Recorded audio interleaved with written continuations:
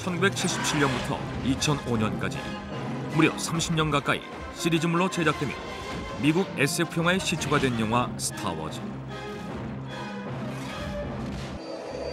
그중 가장 먼저 만들어진 스타워즈 에피소드 4 새로운 희망에서 주인공 루크가 살았던 집은 특이한 형태로 관객들의 시선을 사로잡았다. 먼 미래에서나 볼 수 있을 법한 그곳은 놀랍게도 촬영을 위해 지어진 세트가 아니었는데,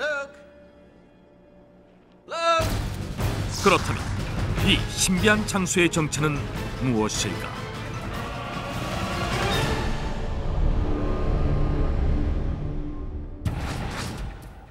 (1960년) 터키 카파도키아의 한 마을.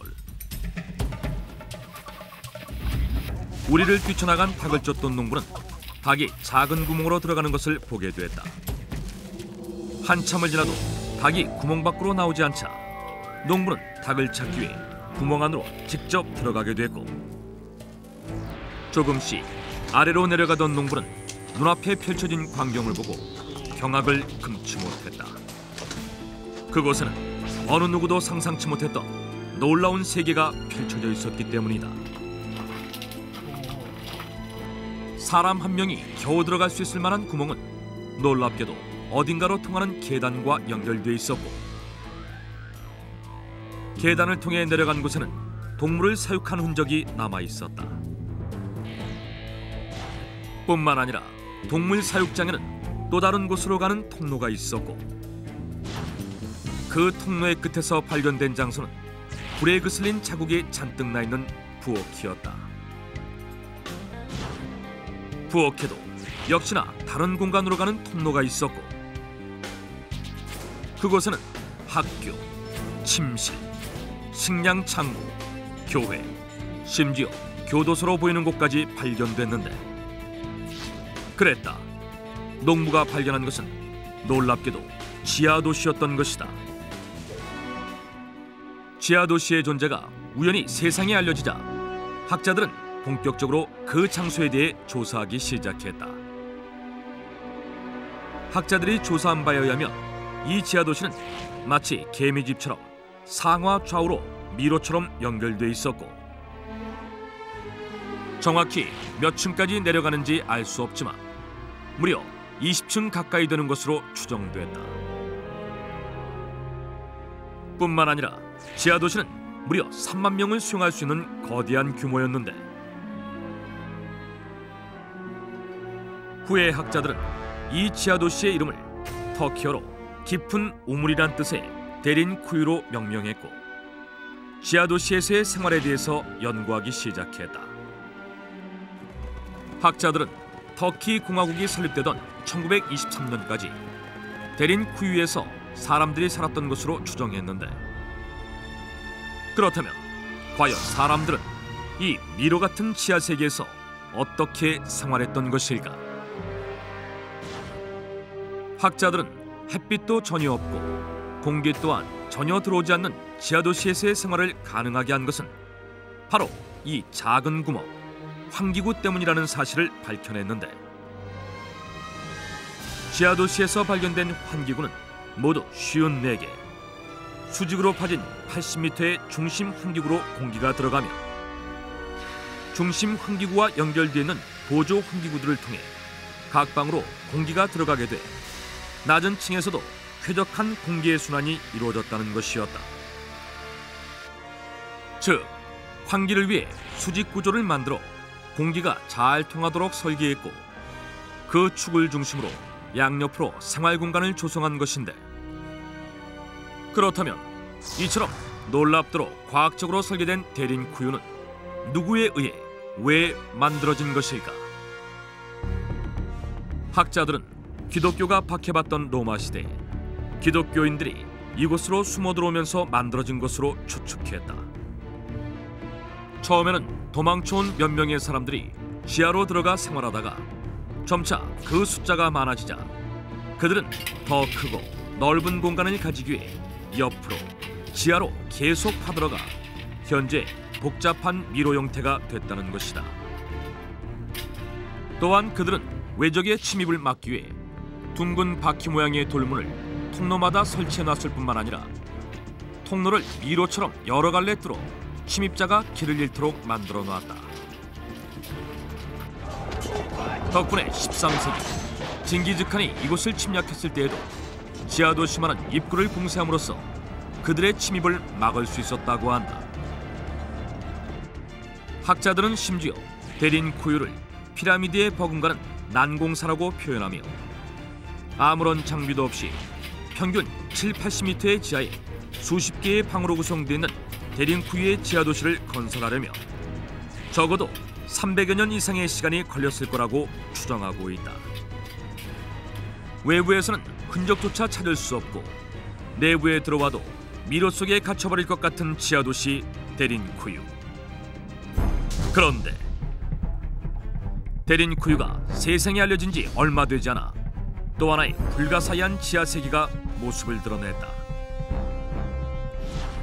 1969년 튀니지에 무려 22일 동안이나 폭우가 쏟아졌고 자신의 마을이 물에 잠겼다며 구조를 요청한 남자에 의해 세상 밖으로 드러나게 된 지하세계. 그것은 세계 최대의 지하마을 마트마타였다. 모습을 드러낸 마트마타는 거대한 웅덩이의 벽에 구멍이 뚫린 것과 같은 특이한 형태의 마을이었고 그 지하마을에는 여전히 사람들이 생활하고 있었다. 그런데 더욱 놀라운 것은 이 마을이 생긴 것이 무려 1000년 전이라는 사실이었다. 학자들에 의하면 약 7000년 전 이곳 사람들의 선조가 이주해왔고 뜨거운 태양을 피하기 위해 지상이 아닌 지하에 집을 만들기 시작한 것이 지금의 지하마을로 발전했다는 것이다.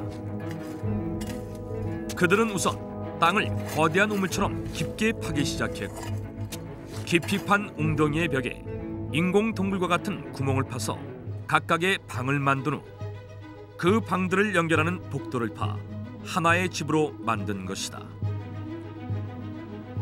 그렇게 집을 완성한 마트마타의 사람들은 매년 봄 마을 북쪽으로 가서 1년치의 식량을 구해온 뒤 창고에 그것들을 보관해 생활을 유지해온 것인데 지하에 만들어진 마을은 비가 조금이라도 많이 내리면 잠길 위험이 컸기 때문에 그들은 집의 형태를 1층과 2층으로 나누어서 만들었고 1층이 잠기더라도 자신들의 식량에는 피해가 가지 않도록 2층에 식량 창고를 만들어 놓은 것이었다. 덕분에 그들은 2층에 있는 식량을 꺼내려면 1층에서 밧줄을 타고 올라가야 하는 수고를 겪어야 했다. 그런데 이 신비로운 마을에 유난히 관심을 가졌던 한 사람이 있었다. 그는 바로 스타워즈의 감독 조지 루카스. 그는 우연히 알게 된 마트마타에 대단한 관심을 보였고 자신의 영화를 이곳에서 촬영하기로 결심했다. 그 결과 아이러니하게도 몇천 년 전에 만들어진 지하마을이 먼 미래를 배경으로 그려진 영화 속 집으로 등장하게 됐던 것이다. 그 후 마트마타는 더욱 유명해져 관광지로 발전했고 지하마을의 일부는 호텔로 운영돼 직접 체험할 수 있다고 한다. 살아서는 땅속에서 생활하다가 죽은 뒤에야 비로소 땅 위 묘지에 묻히게 된다는 지하마을 마트마타. 그리고 수백 년에 걸쳐서 만들어진 수천 년 후에야 모습을 드러낸 지하의 미로도시 데린쿠유. 그 놀랍고도 경이로운 모습들은 이제 세상에 알려졌지만 누구에 의해 어떻게 만들어지게 됐는지는 여전히 미스터리로 남아있다. 1812년 요르단의 사막 깊숙한 곳. 거대한 절벽 사이를 아슬아슬하게 지나가는 한 남자가 있었다. 아랍인으로 변장한 스위스의 탐험가 브루크하르트. 그는 오래전 역사에서 사라진 도시를 찾고 있었다. 마침내 가파른 협곡 끝에서 만난 놀라운 광경. 그곳은 사막의 암벽 도시 페트라였다.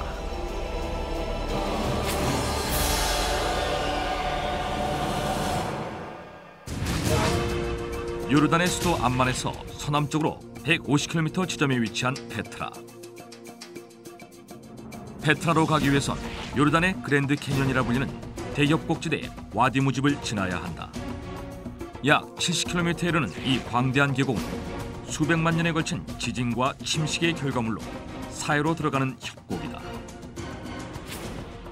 이 척박한 땅의 한가운데에 세워진 고대 도시 페트라는 세계 7대 불가사의 중 하나로 1985년 세계 문화유산에 지정됐다. 페트라는 스티븐 스필버그의 영화 인디아나 존스의 촬영 장소로 유명세를 타기도 했다. 그런데 페트라가 세상에 알려진 건 불과 200여 년 전의 일이다. 19세기 스위스 출신의 탐험가 브루크 아르트는 황금의 도시 엘도라도를 찾는 아프리카 내륙 탐사 추진협의회의 회원이었다. 그런데 그는 아프리카 탐험 대신 엉뚱하게도 해교도의 성지인 사우디의 메카를 탐사하겠다는 계획을 세운다. 그러나 협회는 그의 메카 여행을 허락하지 않았다. 당시 서양에서 파견한 기독교인 탐험가들이 회교권을 여행하다가 결국 살해당하거나 탐험을 포기하고 돌아왔기 때문이었다. 그럼에도 메카 여행을 포기할 수 없었던 브루크 아르트는 아랍어와 코란을 공부하고 수염을 기르며 맨 땅 위에서 자는 등 아랍인들과 다름없는 생활을 하며 철저하게 준비한다. 회교도를 가장한 기독교인이라는 사실이 탄로가 나는 건 곧 죽음을 의미하기 때문이었다. 그 열성에 감탄한 협회는 마침내 이슬람 국가를 탐험하는 임무를 맡겼다. 그 누구도 스위스계 유럽인임을 알아채지 못할 정도로 완벽한 아랍인이 된 브루크 아르트는 1812년 팔레스타인 지역을 가로지르던 중 상인들에게서 고대 도시 페트라에 대해 듣게 된다. 그는 여정을 받고 페트라를 찾는 일에 몰입하기 시작했다. 그러나 페트라를 찾는 일은 쉽지 않았다. 외부에서는 입구조차 잘 안 보이는 거대한 절벽 암석으로 가려져 있었기 때문이었다. 페트라로 들어가는 유일한 통로인 이 길은 폭 2m, 길이 1.2km에 이르는 절벽 사이에 있으며 협곡이라는 뜻의 아랍어 시크라고 불린다. 지각 변동으로 찢긴 바위 틈새가 좁고 험한 길을 만든 덕분에 페트라는 천혜의 요새가 된 것이다. 드디어 페트라로 들어가는 긴 협곡 시크를 완전히 통과했을 때 브루크 아르트는 눈앞에 펼쳐진 광경을 보고 깜짝 놀라고 만다. 그곳은 1200여 년 만의 모습을 드러낸 고대 도시 페트라였다. 좁고 깊은 골짜기를 따라 형성된 암벽도시 페트라는 주거시설, 목욕탕, 극장, 시장, 무덤, 상수도 시설까지 완벽하게 갖춰진 인구 3만 명이 거주하던 고대 도시였다. 그런데 놀라운 것은 페트라의 모든 건물이 건축이 아닌 조각이란 사실이다. 높이 39m, 너비 28m에 이르는 거대한 장밋빛 사암. 이 암석을 통째로 조각한 알카진의 신전은 기둥이나 벽을 세우지 않고 바위를 정교하게 다듬고 판에서 만든 것이다. 약 6,000명을 수용할 수 있는 너비 40m의 원형극장 역시 바위산을 깎아 만들었으며 33층의 계단식 의자도 모두 바위를 다듬어 조각했다. 암석의 다양한 색깔과 기하학적 무늬를 그대로 살린 수도원과 집, 목욕탕, 무덤 역시 모두 바위를 깎아 만들었다. 페트라는 도시 전체가 거대한 바위 덩어리인 것이다. 기원전 4세기에 만들어진 것으로 추정되는 고대 도시 페트라. 과연 누가 어떻게 이런 암벽 도시를 만든 것일까? 2000여 년 전, 당시 그리스와 이집트에선 향료의 수요가 매우 높아 교역량이 폭발적으로 증가하고 있었다. 상인들은 향료 무역에 적극적으로 나섰는데 그중 아랍계 유목민인 나바테아인들은 사막에서 상인 활동을 하며 아라비아 일대의 무역에 지배권을 행사하고 있었다. 그들은 아라비아 남부의 향료나 인도의 후추 등을 아라비아 북부로 운송하던 강력한 상인 집단이었다. 활발한 무역 활동으로 시리아와 이라크 서부까지 세력을 확장한 나바테아인들은 사막 한가운데 있는 바위 틈새에 도시를 건설한다. 유럽 대륙과 아프리카 대륙을 연결하는 지역이자 상인들이 반드시 지나야 하는 교육의 중심지에 만든 요새 도시 페트라였다. 사막을 건너다녀야 하는 상인들에게 가장 중요한 정보는 모래바람을 피할 수 있고 물을 얻을 수 있는 곳이었다. 사막 한가운데 있는 도시 페트라는 척박한 사막에서 만난 오아시스였고 난폭한 도적이나 짐승들로부터 보호받을 수 있는 안전지대였던 것이다. 때문에 사막 여행으로 지친 상인들은 모두 페트라를 거쳐갈 수밖에 없었다. 그러나 공짜는 아니었다. 나바테아인들은 페트라를 거쳐가는 상인들에게 통행세를 징수했다. 상품 가격의 무려 25%에 달한 통행세 덕분에 나바테아인들은 점점 부를 축적하게 된다. 대상무역이 활발해지고 천연의 요새라는 이점까지 갖춘 페트라는 교육의 중심지로 급부상했다. 그런데 무역을 하는 유목민족 나바테아인들이 어떻게 암벽에 도시를 만드는 기술을 가질 수 있었을까? 바로 천장에 난 구멍이었다. 페트라는 바위의 정면에서 안으로 파들어간 것이 아니라 천장에 구멍을 뚫고 수직으로 깎아내리면서 공간을 만든 것이다. 나바테아인들은 건물을 지을 바위의 윗부분을 평평하게 깎은 뒤 그 위에 정교한 설계도를 그렸다. 그리고 그 그림에 따라 위에서부터 아래로 파내려간 것이다. 페트라의 대표적인 건물인 알카지네 역시 바위의 윗부분에 수직으로 관통하는 구멍을 뚫어 아래로 내려가면서 공간을 만든 것이다. 그런데 나바테아인들은 왜 굳이 힘들게 바위를 파서 도시를 건설한 것일까? 나바테아인들의 삶은 바위에서 태어나 바위에서 살다가 바위에서 죽는 것이었다. 즉, 그들은 바위 자체를 신으로 숭배했던 것이다. 나바테아인들에게 바위 속에 매장된다는 것은 신에게 다가간다는 의미를 가졌기 때문에 죽은 사람 역시 바위를 깎아 그 안에 매장했다. 일일이 바위를 조각해 만든 페트라의 건물은 현재까지 발굴된 것만 800여 개에 달하지만 이것은 페트라 전체의 4분의 1에 불과하다고 한다. 그런데 인구 3만 명의 도시 페트라가 엄청난 인원과 시간이 소요되는 암벽 도시를 어떻게 건설할 수 있었는지는 아직도 미스터리로 남아있다.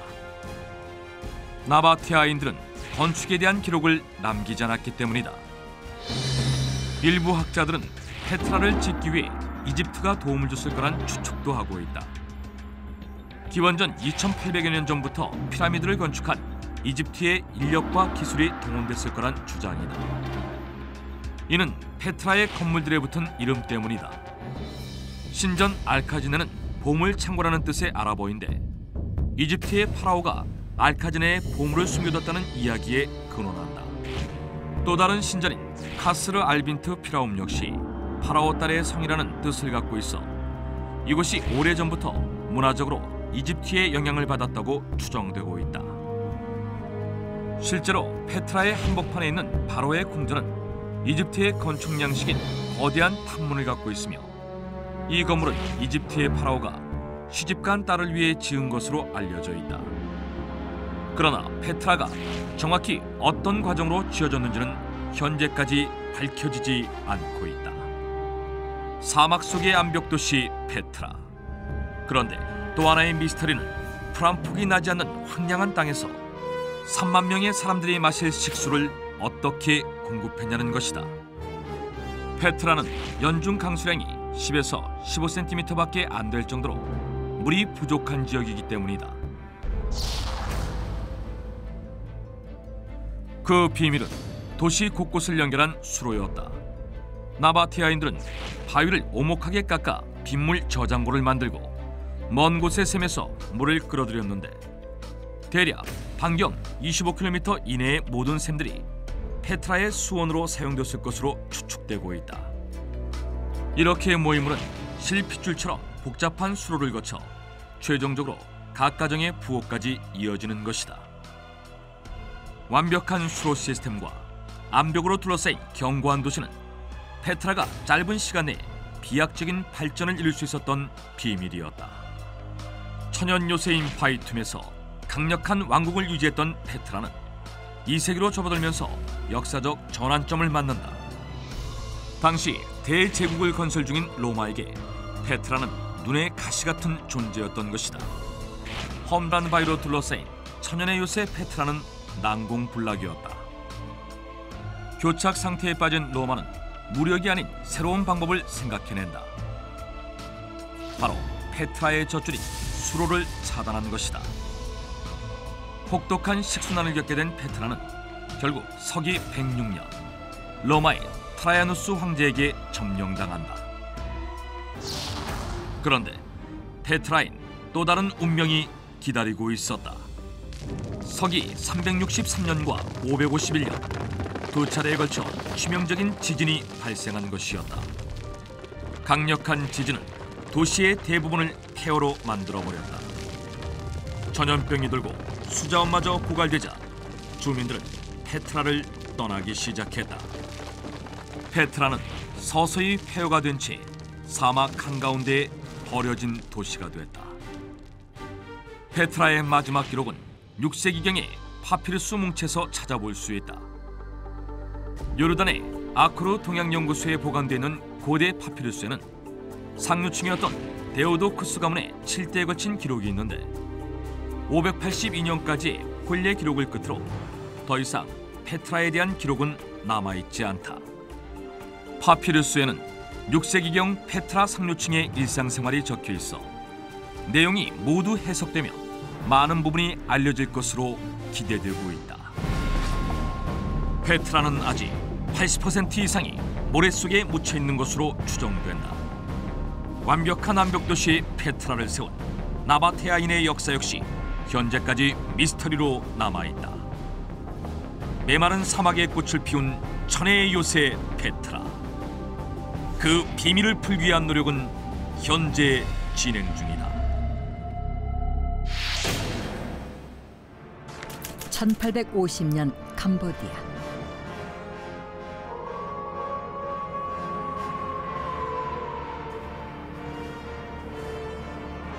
Where am I? I think I'm lost. 길을 잃고 숲속을 헤매던 한 신부.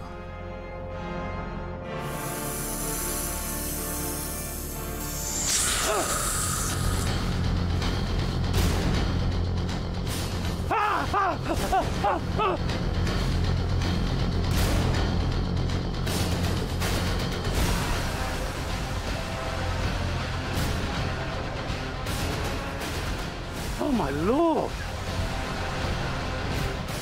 사람들은 그곳을 유령도시라고 불렀다.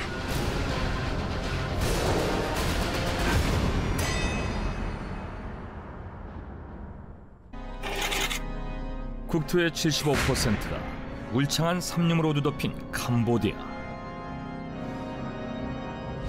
그중 톤레사 푸오스 북쪽에 위치한 밀림 지역은 사람들의 접근이 어려워 광활한 산림과 독특한 야생식물들이 그대로 보존돼 있고 여우, 원숭이는 물론 심지어 코끼리의 흔적까지 찾아볼 수 있는 세계에서 손꼽히는 천혜의 보고였다. 그러던 1860년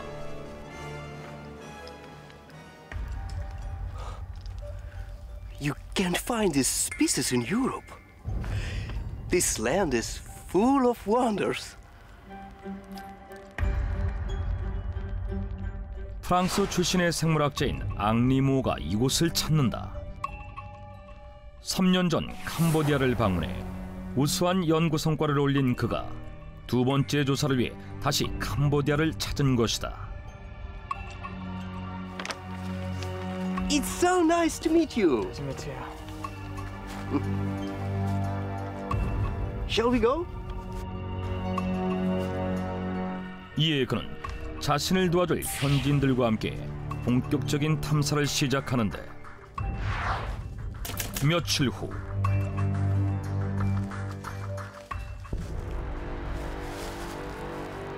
We must stop here. We can't go any further. What do you mean you can't go any further? We just can't. Farewell, Mr. Muhammad. 그를 돕던 현지인들이 갑자기 더 이상 갈 수 없다며 돌아선다. Hey, what's the matter with you? Do you even know what's happening in there? It turns into a horrible ghost city at night. What? You can't be serious.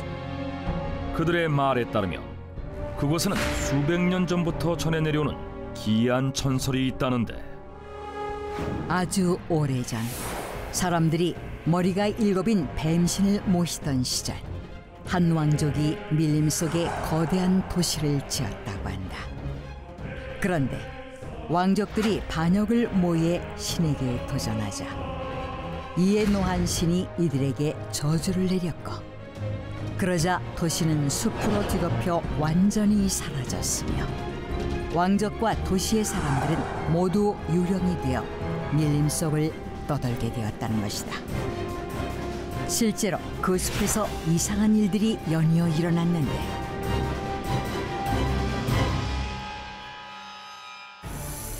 머리가 여러 개 달린 뱀의 형상을 보았다는 사람들이 있는가 하면 누군가의 기괴한 울음소리를 듣거나 유령들을 보았다는 목격담이 이어졌고 심지어 이곳을 다녀온 사람들이 알 수 없는 이유로 갑자기 숨을 거두는 일까지 발생했다는 것이다.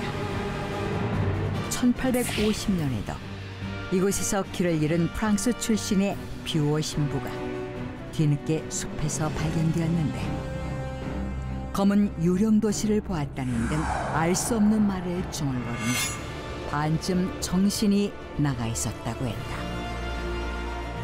이에 사람들은 밤마다 이곳에 유령 도시가 나타나고 뱀신에게 홀려 정신을 잃을 수 있다며 아무도 이곳에 들어가지 않게 되었다는 것이다. Oh, come on. Oh, this is ridiculous. There is no such a thing as a ghost. All right. I'll pay you more than. We are already here, aren't we? We just need to go a little further. All right? 하지만 이를 믿지 않은 앙리는 끈질기게 현지인들을 설득해 더 깊은 숲속으로 들어간다. 그런데 그날 밤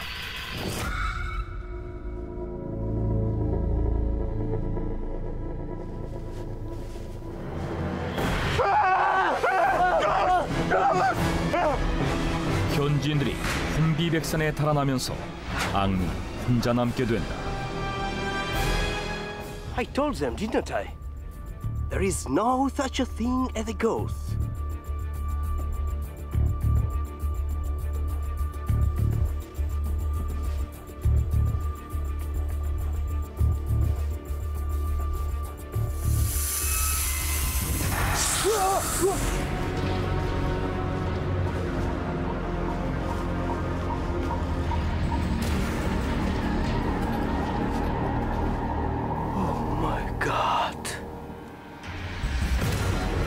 I can't believe this is happening.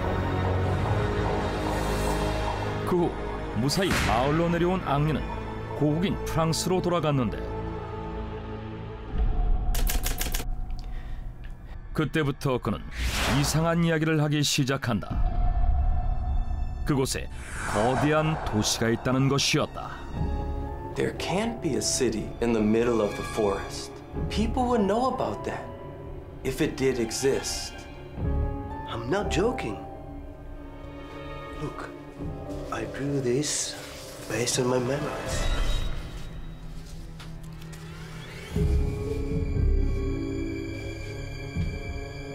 You aren't possessed by a ghost or something, are you? 하지만 사람들은 그가 유령에 홀린 거라며 아무도 그의 말을 믿지 않았다. 게다가 그로부터 1년이 채 되지 않아 It was a real city. A beautiful city.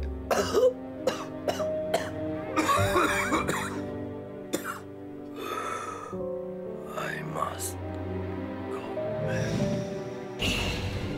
뜻밖에도 앙리가 말라리아에 걸려 35살의 젊은 나이에 사망하는데, 그러자 사람들은 그가 유령도시의 저주 때문에 죽게 된 것이 분명하다고 생각한다. 그런데 5년 후인 1866년 No. What is this?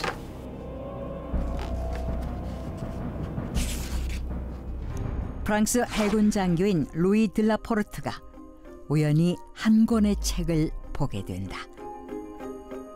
그 책은 앙리 사후, 그의 부인과 동생에 의해 그가 캄보디아 숲속에서 유령 도시를 목격한 뒤 그렸던 그림과 글을 모아 캄보디아 탐험이라는 제목의 책으로 출간한 것이었는데,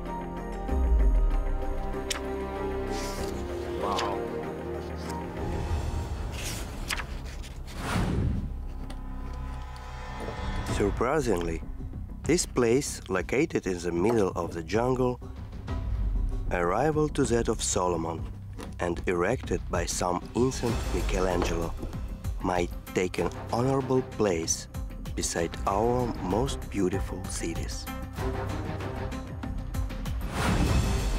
What?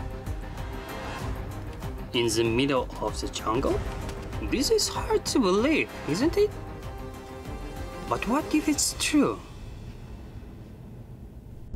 문명의 손길이 닿지 않은 자연 속에 세계에서 가장 아름다운 건축물이 있다는 앙리의 말에 루이 들라포르트는 강한 호기심을 느꼈고, 이를 확인하기 위해 프랑스 정부의 지원 아래 탐사대를 조직해 드디어 캄보디아로 떠나는데,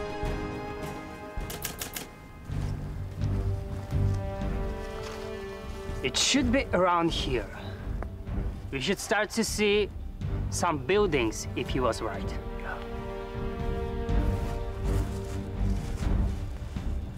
Oh! It's a bloody snake! Wait a minute! He mentioned about the snake, if I'm not mistaken.